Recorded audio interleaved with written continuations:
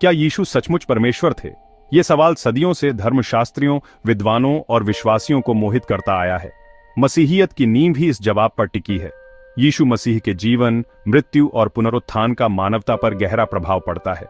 उनके महत्व को सही मायने में समझने के लिए हमें हाइपोस्टैटिक यूनियन और केनोसिस जैसी गहरी अवधारणाओं को समझना होगा।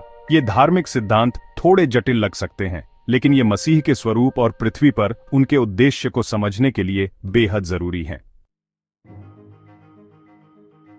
हाइपोस्टैटिक यूनियन मसीही धर्मशास्त्र की आधारशिला है। यह एक गूढ़ और गहन अवधारणा है जो मसीही विश्वास के केंद्र में स्थित है।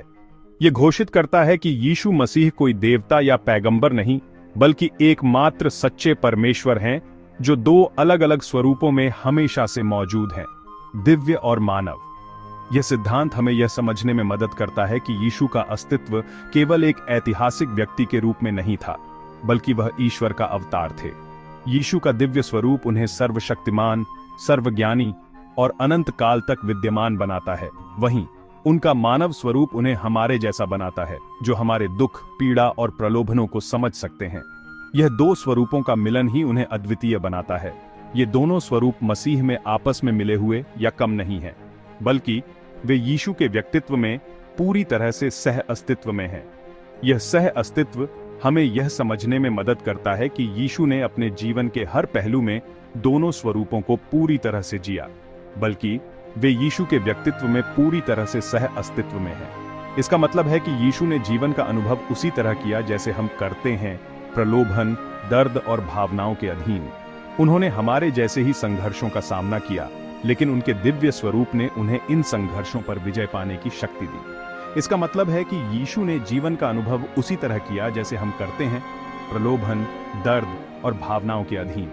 उन्होंने हमारे जैसे ही संघर्षों का सामना किया, लेकिन उनके दिव्य स्वरूप ने उन्हें इन संघर्षों पर विजय पाने की शक्ति दी। यह हमें यह विश्वास दिलाता है कि हमारे जीवन के संघर्षों में भी हमें ईश्वर की सहायता मिल सकती है, फिर भी वो पूरी तरह से परमेश्वर बने रहे, सर्वज्ञानी, सर्वशक्तिमान और अनंत काल तक विद्यमान।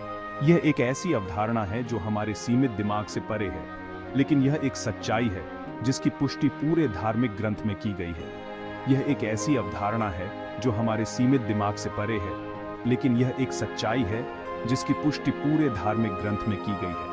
यह हमें यह विश्वास दिलाता है कि हमारे जीवन के हर पहलू में ईश्वर हमारे साथ है, हमें मार्गदर्शन और समर्थन प्रदान करते हैं। बाइबल हाइपोस्टैटिक यूनियन के लिए ठोस प्रमाण प्रदान करती है।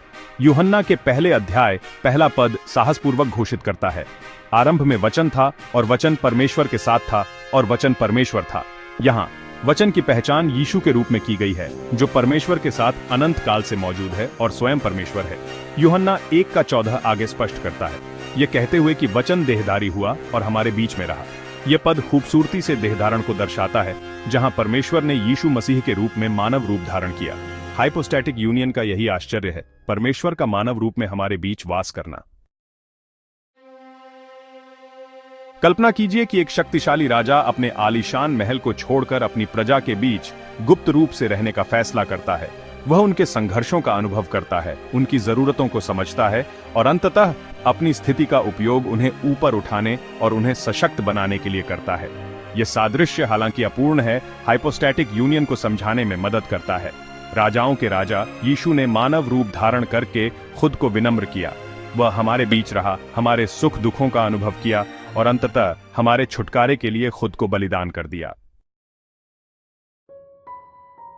भाग 5, केनोसिस, एक स्वैच्छिक विनम्रता।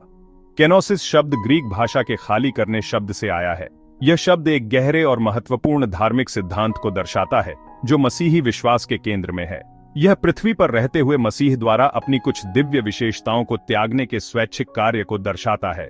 जब यीशु ने मानव रूप धारण किया, तो उन्होंने अपनी दिव्यता को पूरी तरह से नहीं छोड़ा, बल्कि उन्होंने इसे एक तरफ रख दिया ताकि वे मानवता के साथ पूरी तरह से जुड़ सकें।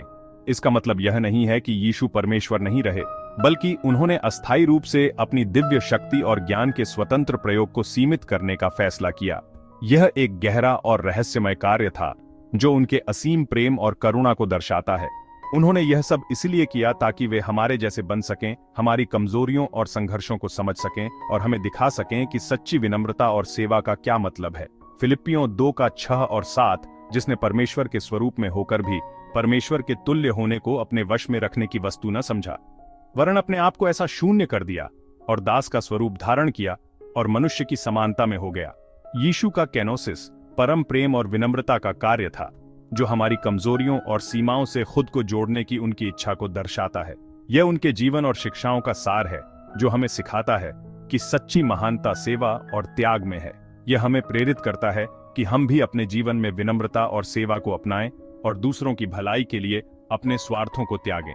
केनोसिस का यह सिद्धांत हमें याद दिलाता है कि सच्ची महानता और दिव्यता सेवा और त्याग में निहित है, और यही हमें एक बेहतर इंसान बनाता है। भाग 6, केनोसिस के लिए धार्मिक प्रमाण। सुसमाचार यीशु के केनोसिस की झलक पेश करते हैं।